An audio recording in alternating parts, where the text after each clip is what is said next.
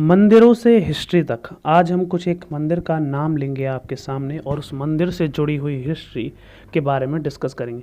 जैसा कि आपको दिख रहा होगा कि वो मंदिर चोल वंश से संबंधित होगा, तो हम चोल वंश के बारे में आज बातें करेंगे एक मंदिर की सहायता से।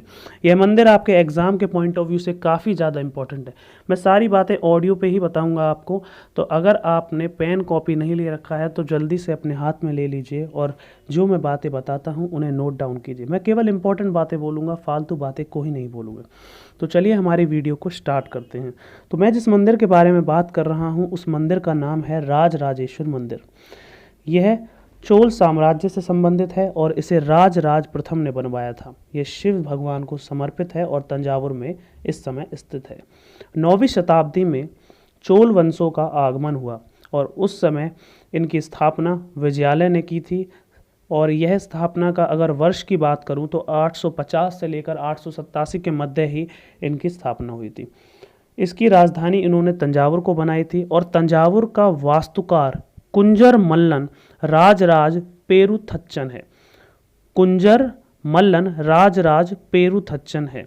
विजयालय ने एक उपाधि भी धारण करी थी जिसका नाम था नरकेश्वरी की उपाधि, और इसने एक मंदिर बनवाया था जिसका नाम था निशुंभ शूदनी देवी का मंदिर। यह एग्जाम में इतना पूछा नहीं जाता, लेकिन आपकी जानकारी के लिए मैं इसे बता रहा हूँ।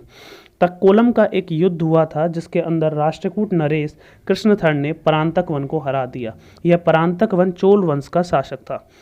राजराज प्रथम ने श्रीलंका पर आक्रमण किया और वहाँ के राजा महिम फाइव को हरा दिया।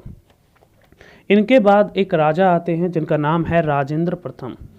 इन्होंने भी बंगाल के पाल शासक महिपाल को पराजित किया और गंगेकोंड चोल की उपाधि धारण की। इन्होंने अपनी राजधानी तंजावुर से हटाकर गंगेकोंड चोलपुरम बना दी। इन चोल साम्राज्य में इनके जो अंतिम शासक हुए उनका नाम था राजेंद्र थर्ड। और एक घटना है जो चोल वंश से संबंधित है, ये एक अनुश्रुति है, मतलब कि इसके बारे में संपूर्ण जानकारी तो नहीं है, पर जितनी है वो ये है कि विक्रम चोल एक चोल वंश के राजा थे जिन्होंने अभाव एवं अकाल से ग्रस्त गरीब जनता से राजस्व वसूल कर चिदम्बरम मंदिर का विस्तार किया। कलोंतुक सेकंड ने चिदम्बरम मंदिर में स्थित गोविंदराज की मूर्ति को समुद्र में फेंकवा दिया और ऐसा माना जाता है कि वैष्णव धर्म के जो आचार्य रामानुजाचार्य थे उन्होंने उसी मूर्ति का पुनरुद्धार किया और उसे तिरुपति के मंदिर में प्राण प्रतिष्ठित किया।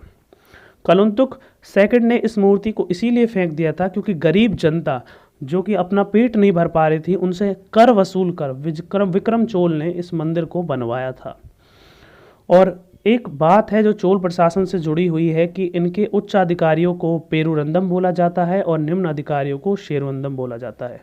संपूर्ण जो चोल साम्राज्य था वो 6 प्रांतों में विभक्त था और प्रांतों को मंडलम कहा जाता था। फिर मंडलम को कोट्टम, मंडलम जो था वो कोट्टम में विभाजित होता था, कोट्टम नाडु में विभाजित होता था और नाडु कई कुर्रमों में विभाजित हो जाता था।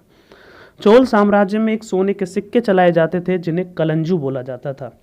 और चोल साम्राज्य में सभा और महासभा कुछ आयोजित होती थी, तो जो ब्राह्मण बस्तियां सभाओं को आयोजित करते थे उन्हें पेरुमक्कल कहा जाता था और जो व्यापारियों की सभाएं होती थीं उन्हें नगरम बोला जाता था। चोल काल में भूमि कर उपज का 1/3 भाग होता था और 2 प्रकार की भूमि है जो आपको याद रख लेनी चाहिए। एक तो है वेल्लन वगाई जो कि गैर ब्राह्मण किसान स्वामियों की भूमि होती थी, और दूसरी है आपकी पलिच्च चंदम भूमि जो कि जैन संस्थानों को दान की गई भूमि होती थी।